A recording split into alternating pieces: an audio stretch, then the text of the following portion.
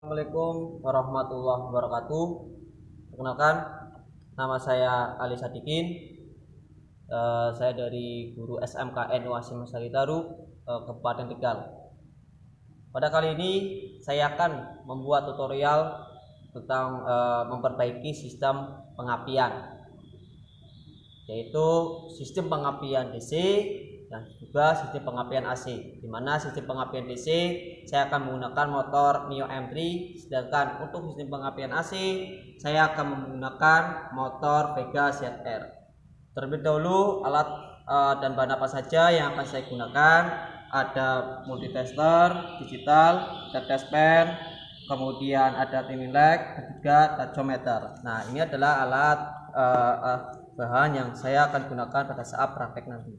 Nah, terlebih dahulu, fungsi dari sistem pengapian itu saya akan menjelaskan, berfungsi sebagai percikan bunga api. Nah, percikan bunga api ini yang membersihkan itu adalah sebuah busi, di mana busi ini terletak di bahan bakar atau di ruang bakar. Nah, ruang bakar tadi di blok silinder. Nah, fungsi busi ini untuk memercikan bunga api pada saat campuran bahan bakar dan udara itu bercampur di ruang bakar dan timbullah percikan bunga api. Ini fungsi itu pembakaran. Itu adalah fungsi dari busi. Kemudian bagaimana cara mengecek busi itu baik atau tidak? Bisa kita menggunakan alat ukur multitester. Nah, cara mengeceknya dengan satuan ohmmeter ya. Kemudian ini saya gunakan dulu ya. Nah, mengukur tahanannya dengan cara di posisi ini adalah di negatif. Ini saya akan mengukur massa dulu ya. Mengukur massa ini adalah yang di massanya. Apabila ini tidak bergerak, tidak menggunakan angka, berarti ini busi masih normal ya. Kemudian masih baik ya negatifnya. Nih, gerak ya. Kemudian mengukur elektrodanya di sini. Apabila nilai tahannya itu bergerak, yang businya bagus itu adalah semakin rendah nilai tahanan, busi itu makin bagus ya. Semakin rendah nilai tahanan, busi masih bagus. Coba kita lihat.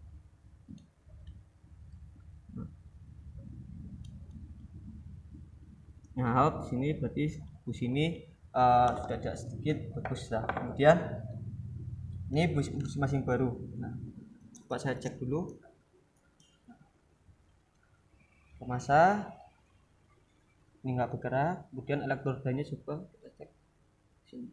Nah, tidak bergerak sama sekali ya, ini berarti kondisi busi sangat baik. Nah, nilai tahanan busi itu berarti apabila makin rendah nilai tahanannya di sini, berarti kondisi busi itu tidak ada nilai tahanannya atau nilainya rendah, busi itu baik. Nah, demikian cara pengetesan pada busi normal atau tidaknya. Oke, itu pada motor DC perbedaannya bisa perlihatkan. Nah, saya seperti biasa saya menggunakan buku panduan servis manual Mio M3 125. Nah, saya akan memperlihatkan dimana pada buku panduan ini. Nah, dulu kita cek dulu. Ya, seperti biasa kita buka halaman berapa. Sini saya tandai ya. Itu terletak pada halaman 712 pengapian ya. 711 ya. Nah, ini adalah rangkaian pada sistem pengapian tipe motor DC ya, sistem pengapian DC. Nah, cara membedakan apabila posisi kunci kontak on atau DC ya, ini lampu akan menyala. Ini berarti sistem listrik itu adalah DC. Kemudian ini harusnya mati aja ya. Kemudian bagaimana cara mengeceknya? Ini sistem kerjaan ECM ya kan. Bagaimana cara mengeceknya? Kita urutkan saja dari berbagai. Yang pertama langsung saya periksa saja, itu periksa kondisi sikri pada busi ya kan. Kemudian baterai pada baterai dulu.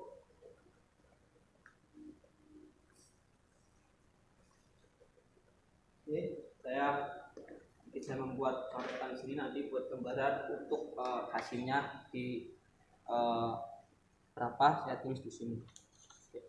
Nah, mengukur baterai ada satu contoh off aja. Salah dengan satuan di volt mesinnya bisa dilihat.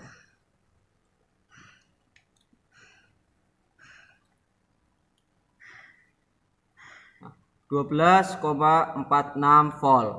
12,46 volt. Oke. Ya kan untuk standarnya itu untuk standarnya 12,8 volt. Berarti ini kurang apa ya? Kurang sekitar 4 volt lagi lah, jadi 12,8. Tapi nggak masalah ya. Kemudian kita tulis dulu. Selanjutnya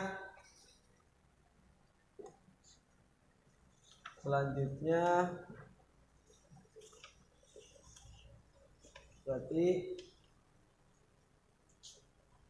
periksa kondisi busi, kemudian periksa tipe busi, kemudian ukur kerenggangan busi. Nah, untuk kerenggangan busi kita menggunakan alat ukur filler gauge ya. Kebetulan filler gauge-nya ya ini ya. Untuk kerenggangan busi sini.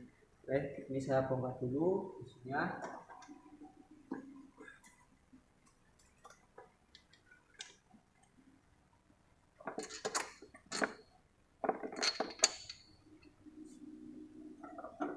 Bongkar dulu kerenggangannya.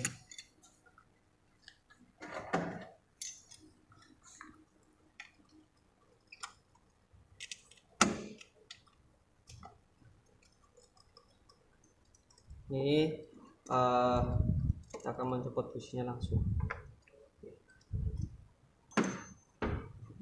Ukur kerenggangan busi, lihat ya. Tadi kerenggangan antara sela ini. Nah, sela ini nanti kita ukur dengan batas ukuran standar itu adalah 6 sampai 7. Ya, kita cari 6 sampai 7. Ini sudah ketemu ya. Mau kita ukur di sini. Oke, seperti ini. Nah, apabila seret ya kan kita bisa pakai tang sedikit aja ditarik. Apabila kendor kita bisa pukul atau kita pentokkan di sini agar ini merapat. Ini sudah pas. Oke, kemudian baru kita pasang kembali. Nah, cara pemasangannya kalau awal jangan menggunakan kunci. Patternnya itu adalah kalau kita langsung menggunakan kunci ini ya kan, dudukan pada kepala silinder beratnya atau dudukan ini ya kan tidak pas atau miring, timbulnya pak rusak pada dudukan berat yang di lock silinder tersebut. Kita pakai tangan aja dulu ya kan, agar kalau sudah kiranya itu sudah lurus baru kita menggunakan alat.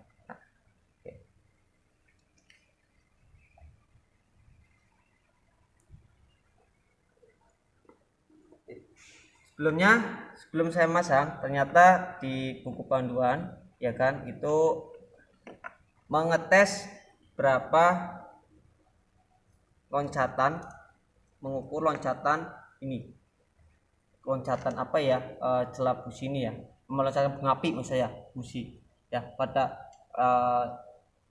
buku panduan servis itu batasnya itu 6 mili ya kan, dengan cara mengkondisikan kunci posisi kontak off ya kan, off. Kemudian baru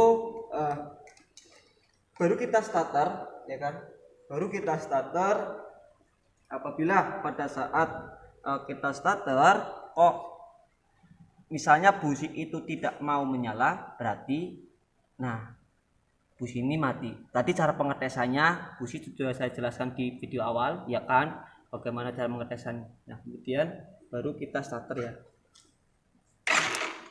Jarak kalau dilihat dari jarak ini ya, pada saat kita starter lagi ya, ini kondisi masih normal ya, masih baik. Oke, selanjutnya baru kita pasang kembali. Nah, Habis mengukur telah busi, baru nanti saya akan mengukur cupnya ya. Cupnya nanti tahanannya berapa, saya jelaskan. Oke, kita pasang kembali di sini dengan cara menggunakan tangan terlebih dahulu. Jangan langsung pakai alat ya, karena wading itu adalah nggak lurus. Nah, kalau nggak lurus tuh jadinya apa? Miring, beratnya itu rusak. Nah, kalau sudah rusak, nah otomatis kita tapkan. Oke, sudah ya. Dan selanjutnya, format berarti ya. Selanjutnya, baru kita mengukur tahanan kap busi. Nah, tahanan kap busi, nah itu dengan cara seperti ini. Ini saya copot dulu kap businya ya. Kap businya agak sedikit keras. Nah, mengukur kap busi sini ya.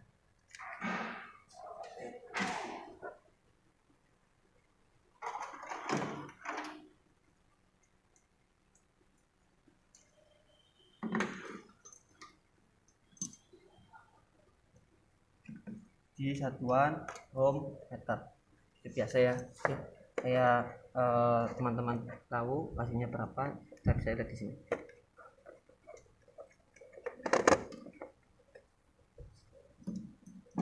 Caranya nanti bisa di posisi di negatif ya kan, ini positif. Kita lihat hasilnya,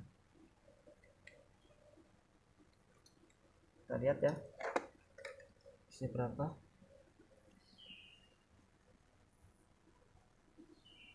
Oke, cut di situ Pak.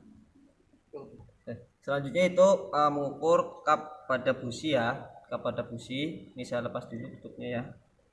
Nah, caranya itu adalah di posisi ini adalah negatif ya kan, kita lihat ini adalah positif.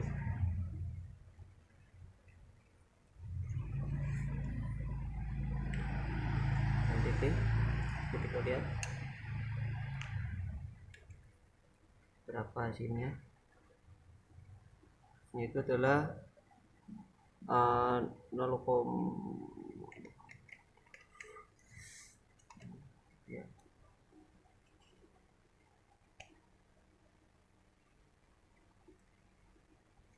Ini nanti saya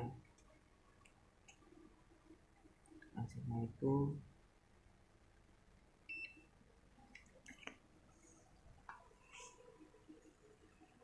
hasilnya 5,00 ya kan. Kalau di standarnya itu adalah 3,75 sampai 6,25 kilo ohm. Berarti kap busi pada Mio MT ini masih baik. Nah, kemudian baru kita pasang kembali. Nah, pasang kembali.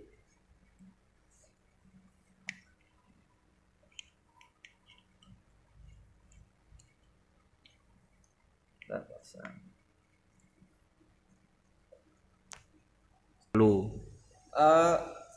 Kap busi sudah saya pasang. Kemudian tahap selanjutnya itu adalah mengukur tahanan ignition coil.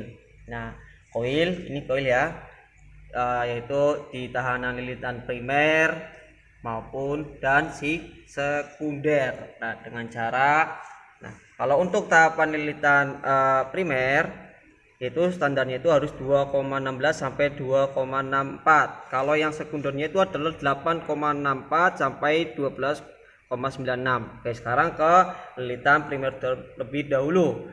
Nah, lepaskan sambungan koil dari terminal ignition coil. Nah, kemudian pasang posket tester. Nah, nanti dengan cara seperti ini. Kabel positif tester. Nah, oke. Saya lihatkan ya caranya. Nah, kita lepaskan dulu ini ya, lepas sini. Selanjutnya yaitu saya akan mengukur tahanan non coil ya, dengan cara melepaskan sambungan Nah, sambungan terminal ignition coil itu sendiri. Sini ya ada untuk baterai positif dan juga ada yang ke ECM ya, kabel sini ya. Kemudian cara pengecekannya seperti ini. Kita nasaklar ke kiloohm ya, udah ya, kiloohm, baru kita sini.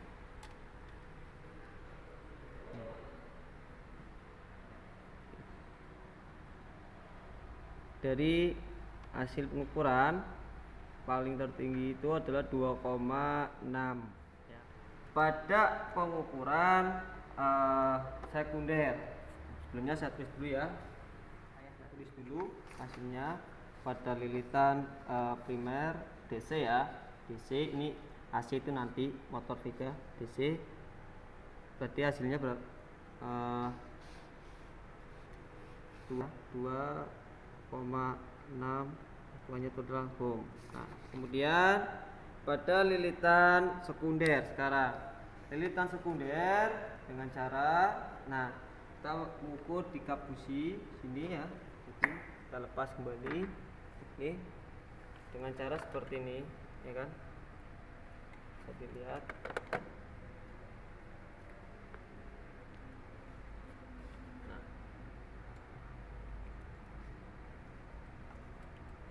Ini di sini ya, positif, negatif di sini, dengan hasil ukuran tertinggi itu 11,23 kiloohm ya, 11,23 ohm. Sedangkan hasilnya untuk standarnya 8,64 sampai 12,96 kiloohm. Berarti kan 11, kita ulangi lagi ya, 11, berapa? Saya ulangi lagi. Sekali lagi. 11,23. Nah, kiloohm. Ya, berarti kondisinya itu adalah masih baik untuk sekundernya, 11,23 masih di standar.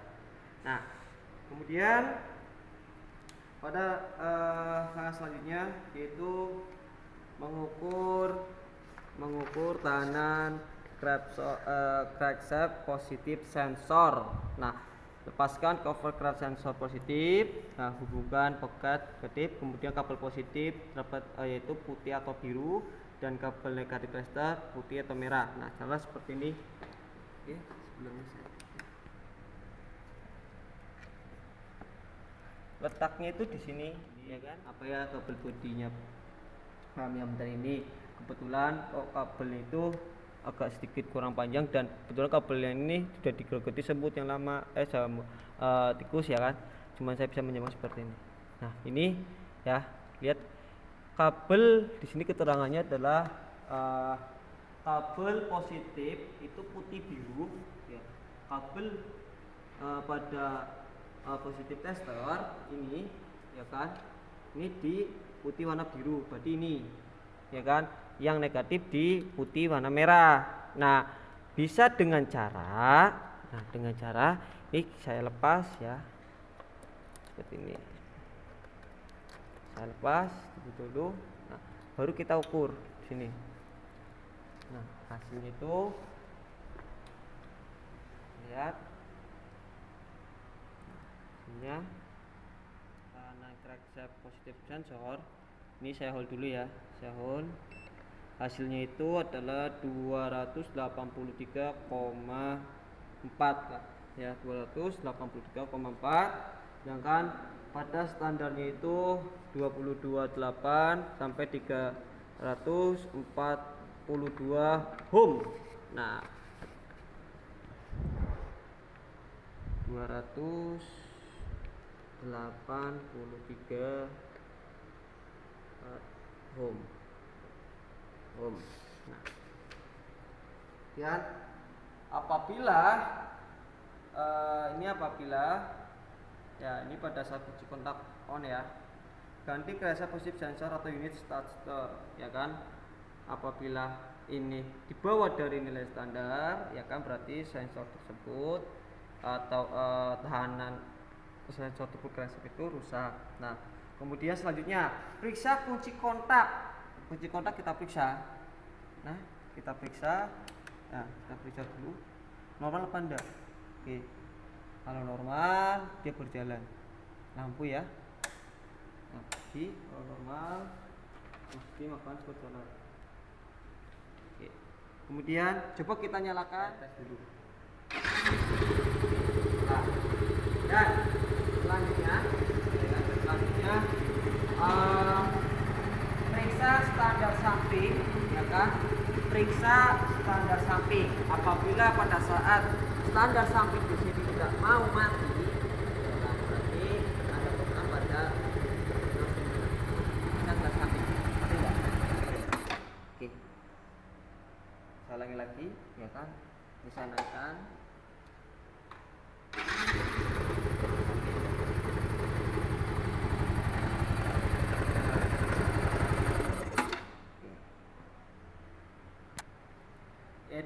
Demikian tentang bagaimana cara memperbaiki atau cara mengukur sebuah sistem pada pengapian. Tahapnya seperti itu. Jadi sesuai dengan buku standar kita patokannya. Apabila nilainya itu tidak sesuai dengan buku standar, otomatis suatu komponen sistem pengapian itu harus diganti, ya. Perlu diingat, apabila kita tidak menggunakan standarnya berapa, kita nggak tahu nilainya itu berapa, ya kan. Nah, itu misalnya hanya sekedar angan-angan, itu tidak dianjurkan, ya, karena spesifikasinya itu tidak ada. Kita harus memiliki buku spesifikasi pada kendaraan tersebut. Nah, demikian penjelasan dari saya tentang sistem pengapian DC. Selanjutnya saya akan menjelaskan pada sistem pengapian AC.